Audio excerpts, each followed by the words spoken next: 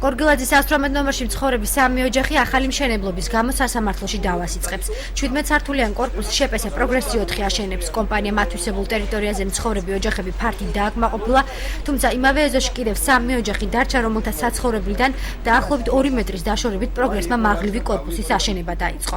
მივაკითხეთ მერიას, პირველით მერიაში ვნახეთ სურმანიძემ გითხრა, აგიო არისო პროგრესის მიწავა და ჩვენ ვარ გეხება. მივედით არქიტექტურაში და ირაკლი პირველ მიღებაზე მიგვიღო ნორმალურად. ჯერო პროექტი არისო პირველ ეტაპზე, მეორე ეტაპზე არ გადასულაო და შეგიძლიათო მიმართოთო სასამართლოს და პროექტსო შევაჩერებთო.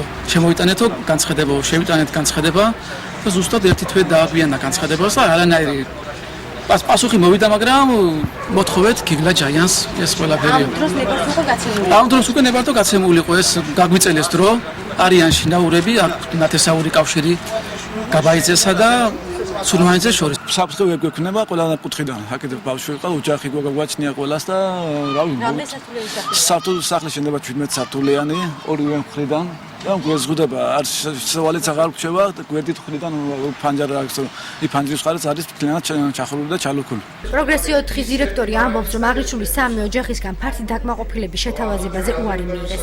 მას შემდეგ კი რაც პროექტი დამტკიცდა, მოლაპარაკებების გაახლება შეუძლებელია. კომპანიაში განმარტავენ, რომ ერთადერთი ალტერნატივა აჭარის ფინანსთა და ეკონომიკის სამინისტროსთან შეთანხმება, თუ კი უწყება კომპანიას დამატებით მიწის ნაკვეთს გამოუყოს, მაშინ პროექტის მასშტაბები გაიზრდება და აღნიშნული სამი ოჯახის ფართით დაკმაყოფილებას შესაძლებელი გახდება. ჯერ კიდევ ყოფილი ხელისუფლების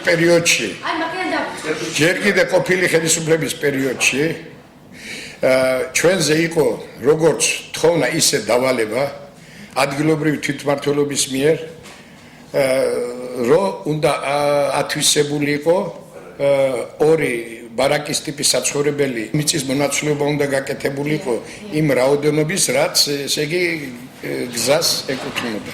უნდა ეკუთვნებოდა, მაგრამ ეს შეჩერდა ჯერჯერობით. ამიტომ ეს დღის წესრიგიდან გამოვიდა და ჩვენ მოლაპარაკება ფაქტურად დავამთავრეთ, მოახორციელეთ ერთ საცხოვრებელ, ბარაკის ტიპის სახლთან. ადგილობრივების შექმნილ სიტუაციაში არქიტექტურის სამსახურის უფროს ირაკლი სურმანიძესაც ადანაშაულებენ და ამბობენ, რომ კომპანიის უფროსთან სურმანიძეს ნათესაური კავშირი აქვს, რასაც ეს უკანასკნელი არ ადასტურებს და ირწმუნება, რომ მშენებლობა კანონის სრული დაცვით მიმდინარეობს. იგივე საცხადებს ქალაქის მთავარი არქიტექტორი გია რამიშვილი და აქვე განმარტავს, რომ მერიას ადამიანური და მორალური მხარდაჭერა ვერ დაევალება. შემოვლების ნებართვის გაცემა მოხდა კანონმდებლობის მოთხოვნათა სრული დაცვით. ამ პროექტმა გაიარა შემოვლების ნებართვის გაცემის ყველა სტადია, გაიარა შესაბამისი შეთანხმებები და მხოლოდ შემდგომ მოხდა შემოვლების ნებართვის გაცემა. ყოველი შემოვლების ნებართვის გაცემის დროს დღესმოქმედი პროცედურები არის ასეთი, რომ საკეთს ამზადებს არქიტექტურისა და გუნდაგმორი სამსახური, ანუ ჩემდაგვენდობარი სამსახური, თანხდება ქალაქის მთავარ არქიტექტორთან, თანხდება ქალაქ ბათუმის მერთან და საბოლოო გადაწყვეტილებას აწესებს საკრებულოს თავმჯდომარე. თავის დროზე, როდესაც მიწის ნაკვეთის გამოყოფა მოხდა, ანუ ერთი მიწის ნაკვეთის გაყოფა არ მოხდა ორად, გამიჯვაროცა მოხდა, უნდა კვალიფიციურად უნდა შესრულებული იყო ეს პროცესი, იმდენად კვალიფიციურად, რომ აი ამ ორ სართულიან შენობას დარჩენოდა არ ქონოდა შეუსაბამო სტატუსი, დარჩენოდა მიწის ნაკვეთის ის პროპორცია თუ ის კონფიგურაცია, რომელიც მას არ გადააქცევდა შეუსაბამო ობიექტად. კონფიგურაციიდან გამომდინარე, მე რამდენადაც ხვდები, ყველაფერი სწორადაა გაკეთებული. უბრალოდ საერთო ენა უნდა მონახოს. პროექტზე ხელი საკრებულოს თავმჯდომარე ირაკლი ჩავრილაშვილმა მას შემდეგ მოაწერა, რაც საკითხი ქალაქის მერმა და ქალაქის მთავარმა არქიტექტორმა გაიარა. ოჯახებმა კი საქმე სასამართლოში მერიის წინააღმდეგ შეიტანეს.